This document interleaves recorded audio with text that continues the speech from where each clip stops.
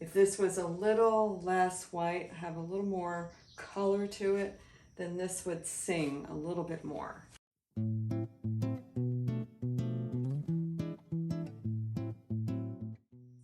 Hey everyone, I'm Marianne Mitchell. Welcome to Whole Artist Mastery, which is about owning your authentic voice, making compelling work, and being the artist that you want to be. So today I'm going to talk about when you feel like you're almost at the end of a painting, but things are just needing a little bit of a shift, and how do you bring it home, shall we say, or what do you need to do to pull it all together? So, and sometimes what you think you need to do to pull it all together just perpetuates the continuing development of a painting. So it's always, sort of a complete surprise. I always say to people, you know what you want to do without knowing what's going to happen, and that's pretty much every single time you have an idea, and how it plays out is usually a surprise. Sometimes it's an educated surprise, but I'll show you what I'm talking about in this painting. So I've been working on this painting for a while, and I think if you go back to previous videos, especially the one on the sharp edges where it was blue and white, I think this is that painting. And I say I think that's the case because I often lose track, and sometimes I do have a succession of photographs that document the progression of a painting. But inevitably, there are times when I forget to do that because I'm so in the flow of painting. So I hope you know what I'm talking about, and I hope that there are times when you forget to photograph your work so that you know where you've been and know where you're going, because you're really in the flow of the creation of the story or the intention in the painting, or the effects or the composition or the color combinations. So this, I really enjoy the way this is showing up here, and what I'd like is for this dark area to be really a little bit more prominent, and have this orange remain as it is. I have yet to decide if I'm going to bring this down, but what I can tell you I think needs to happen is that I think that this yellow down here is a little too bright, and it's competing just a little bit with the brightness of the orange up here. I'm unable to know for sure, which is why I'm going to try it. I want to ghost it just a little bit, so I'm going to use my ruined filbert technique, which if you've been watching some of my previous videos, you'll understand what I'm talking about, but I'll explain it again. And we'll go from there. I've already mixed 3 different colors, actually from working in a previous painting, which is often I save those colors to use in other paintings, and it's a great way to recycle your paint and to create some consistency in your color palette. So I have an orange version, kind of a dirty yellow-green version, and a purplish gray, and so I want to make more of a blue version. The reason I'm doing this is because I'm not really sure which is the right color for ghosting this yellow. So I'm going to be holding up each one and deciding, and I want to make this just ever so tiny. See how much I'm using? Like hardly anything here, and that is going to probably be too much.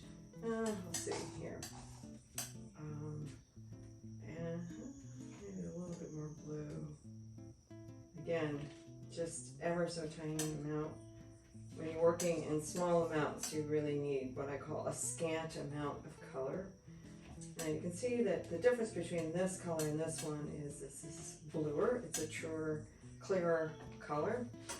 And I'm going to put just a drop or two of, maybe 1 drop of walnut alkyd oil, which at this stage I find is the most effective way to get the consistency that I want. It's also because it's alkyd, it dries a little faster than just regular walnut oil. But because it is walnut oil, it is more non-toxic than regular alkyd oil. So I'm going to start, since my palette knife has this color on it, I'm going to start holding it up here. And I don't want this to be the same blue all the way down, so let me try the orange. And see that. That orange is the opposite of blue, so that could create a greater sense of dynamic movement in the color, which then creates a more luminous quality in the overall painting. So let me try that. So now I'm going to grab my filbert and open it up like this so that it's like a pom-pom brush. I'm doing this with filberts instead of pom-pom brushes because I have found that every single pom-pom brush I own, it leaves behind so many bristles in the painting. It's not worth using. So I need a little bit more, 1 drop in this. It just makes it a little bit more liquidy. I'm gonna tamp this in and then get some of it off, and then I'm gonna go up here and on the side and splay the brush open like this. And a little bit more.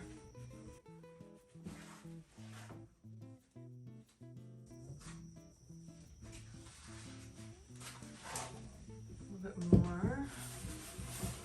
It's really important to splay it wide open. But I'm also making sure that some of the yellow is still present so that you can see it from behind. Over here.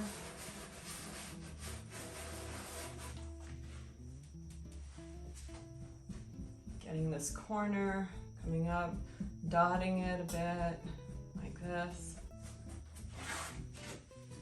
And then standing back. It's very important that you stand back at this particular, stage when painting is almost fully developed. And you want to make sure that what you're doing is enhancing the painting rather than, and the best way to see that is by standing back. So I'm going to stand back, and I think now it's important to come in with the rag and rub even further.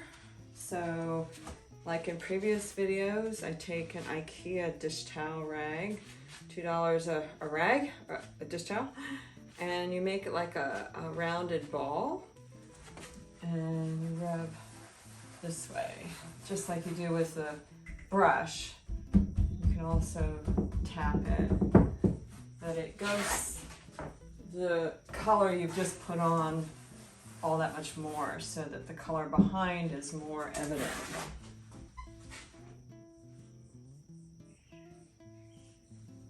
Well, I'm running out of my peach color, so I need to make a little bit more, and I'll show you how I did that. White, you always start with white first when you're working a lighter value. And I'm gonna add, oh, you can always add more color. If it's not quite enough, you can always add more. If you start with too much, it's a lot harder to rectify the color. So, but if you do get too much, you can cut it in half and add either more white or more of another color. I think I need a little bit of yellow here. And I'm going to grab this back and put a little more, maybe 2 drops. No, 1 drop is enough. I don't want it to be transparent. That was 2 drops. But I don't want it to be, I want it to be a translucent, a little opaque, a little transparent. So you can see the yellow underneath. Okay, so I'll come back with the filbert, tamp it in the paint. And come over here, I think I need a little bit more here, a little bit more blending here.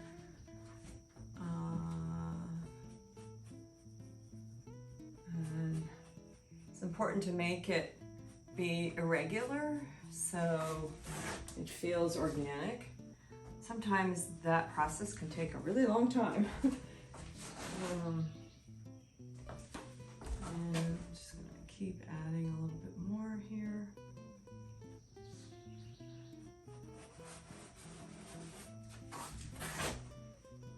So at this point, I'm going to, because I could paint for another 2 hours and still have it be slightly off, but instead of doing that, I'm going to tell you that I'm going to move up to this area here, because as I've been looking at it, I feel like this is a little too white for the blue down here. It's if this was a little less white, have a little more color to it, then this would sing a little bit more. So I'll show you how I do that.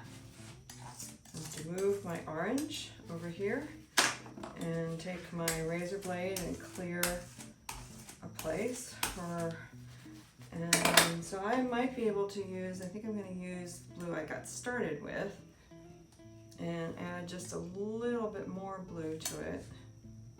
That was probably too much, but remember I said if you're, well, you know, I'm not sure. I'm going to hold this up and see if that's too much. And I think because I'm covering white, it needs to have a little more punch to it so that the white will show through just as the orange showed through.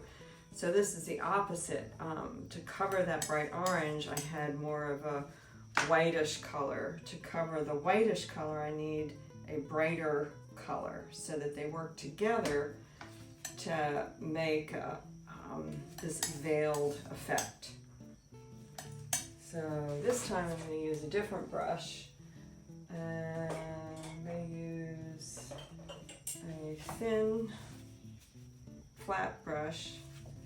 This one here, I'm going to use this one. This I just got at Michael's. It's easy to get these brushes and they're very inexpensive. And I'm going to come up here and just very lightly come in and kind of stipple like this, move it around. And this time, if I want to use a rag, I'm going to stand back and take a look at that. And I like that better. I'd love to hear in the comments below what you think. So to cover up some of this white here and just a little bit here. I do think the white pops, so I don't want it to make it, I don't want to dull it too much. Maybe I'll use some of this yellow color over here. Well, it's not really dark enough to make a difference. So let's see, I'm going to use some straight blue. Let's see what happens if I use some straight blue. See, there was a little bit of white already on the brush here. So now if you want to use a rag to blend this time it's important to use a different kind of rag, an old t-shirt, and because it's much softer, and I can just kind of pull it like this. Okay. I'm going to do a little bit of that over here so that you can still see some of the white, and that makes it just a little more mottled looking, and I like that effect. So I think there may be a couple more finishing touches, but you will see that in another video. So what I've been showing you is really a little bit of this, a little bit of that, different techniques that I've talked about before to employ at this point to calibrate the color change, the value transitions, the ghosting of one color, the relationship between warm and cool, how white you want something, how to use a clear color on top of a light color so that they work together, how to use a light color on top of a clear color. And all of these little touches make a huge difference in having a painting that seems like it's working to having a painting have that wow feeling. I think you know what I'm talking about. So love to hear your thoughts. And if this has been interesting to you, it really helps all of us to spread the word about what Whole Artist Mastery is about. So like the video so we can do that together. Thanks very much. I look forward to seeing you in the next video.